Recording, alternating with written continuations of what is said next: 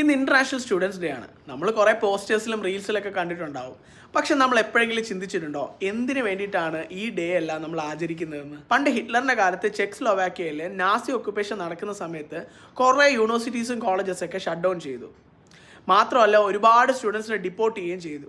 ഈ ഒരു ടൈമിൽ ഇതിനെതിരെ ഫൈറ്റ് ചെയ്തിരുന്ന ഒരുപാട് സ്റ്റുഡൻസ് ഉണ്ടായിരുന്നു. ഈ സ്റ്റുഡൻസിനൊക്കെ ഒരു 9 ലീഡേഴ്സും ഉണ്ടായിരുന്നു. ഈ 9 ലീഡേഴ്സിനെ ഒരു ട്രയൽ പോലും ഇല്ലാണ്ട് നാസിക്കാർ കൊന്നു കളഞ്ഞു.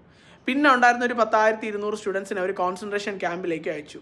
സോ ഇതെല്ലാം നടക്കുന്ന 1939 പിന്നെ 1941 ഇന്റർനാഷണൽ സ്റ്റുഡൻസ് കൗൺസിൽ ഈ ഒരു ഡേയെ ഇന്റർനാഷണൽ സ്റ്റുഡൻസ് ഡേ ആയിട്ട് ഡിക്ലെയർ ചെയ്യുന്നത്.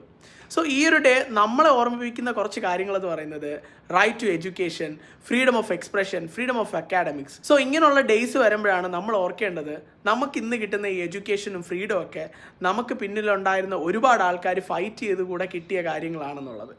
അപ്പോൾ എന്തായാലും ഹാപ്പി ഇന്റർനാഷണൽ സ്റ്റുഡൻസ് ഡേ.